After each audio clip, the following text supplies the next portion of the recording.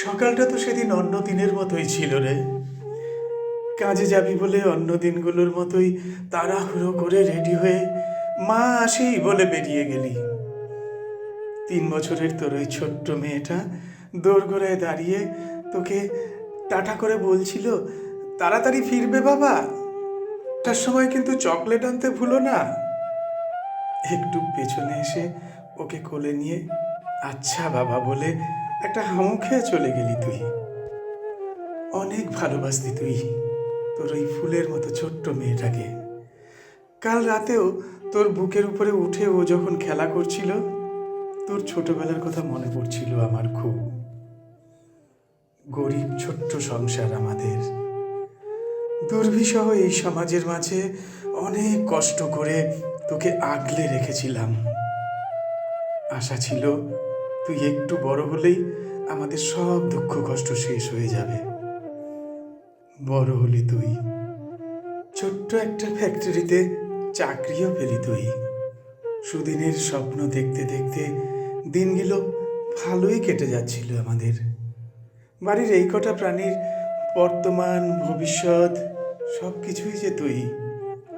কত কিছু প্ল্যান করেছিলি তুই। এই তো গত পরশুই বলছিলি মেয়েটার জন্মদিনে এবার একটা ছোট্ট সাইকেল কিনে দিবি।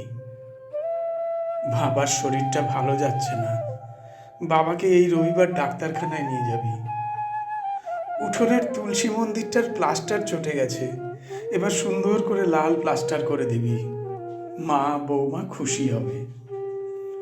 ছোট্ট ছোট্ট কত স্বপ্ন গেঁথে রেখেছিলি, আর তোর চোখে আমরাও যে রোজ স্বপ্ন দেখছিলাম একটু ভালো থাকার।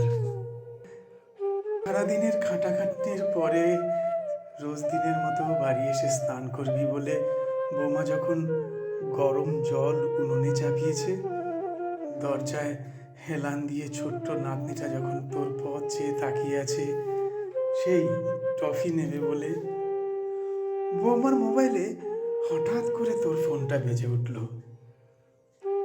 তোর চিৎকার আর্তনাদে কিছু বুঝতে পারছিল না বৌমা। ফোনটা কেড়ে নিলাম। চিৎকার করে তুই বলছিলি ওরা আমাকে মেরে ফেলতো, উনি না থাকলে আমাকে মেরেই ফেলতো, আমি কিছু করিনি, আমি জানি না আমি কি ভুল করেছি। ব্যাস, সেই আর্তনাদ, সেই কথাগুলো ছিল আমার দীপুর শেষ কথা। পাগলের মতো একে তাকে জিজ্ঞাসা করছিলাম, এদিক ওদিক দৌড়ে ফিরছিলাম, আমার দীপু কোথায়, কি হলো আমার দীপুর।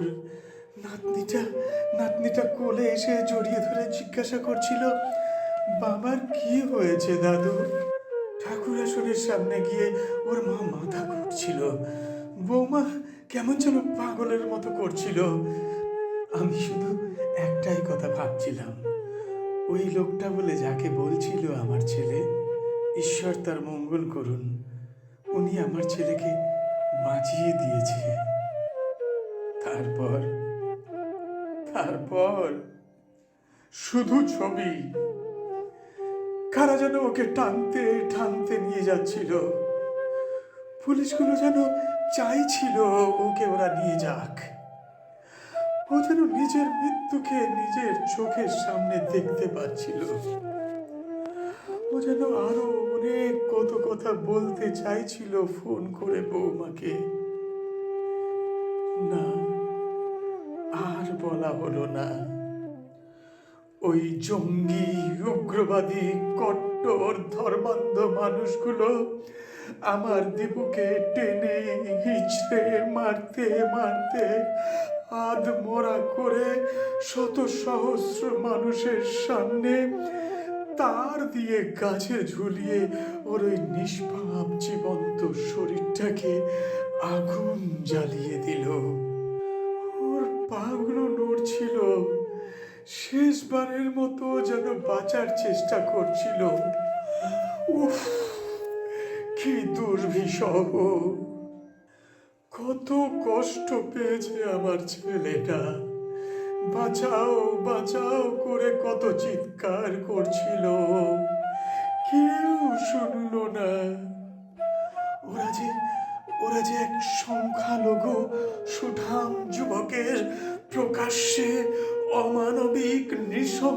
হত্যার সাক্ষী হয়ে তার ভিডিও বানিয়ে পৈশাচিক আনন্দের তৃপ্তি নিচ্ছিল।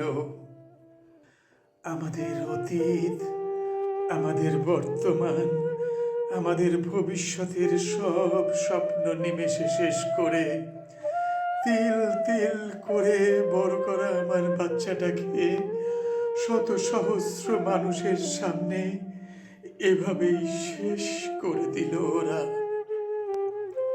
না, আর কিচ্ছু নেই। প্রতিবাদ করার ক্ষমতা নেই আমাদের কারো আজ। আমরা যে সংখ্যালঘু, স্বপ্ন দেখার ক্ষমতা নেই আজ আর আমাদের। যাকে নিয়ে আমাদের স্বপ্ন পূরণ হতো তাকেই যে ছিনিয়ে নিল ওরা। বেঁচে থাকার আর সাহস নেই। আমরা যে বড়ই একা। ছোট্ট নাতনিটার দিকে যে আর তাকাতে পারি না।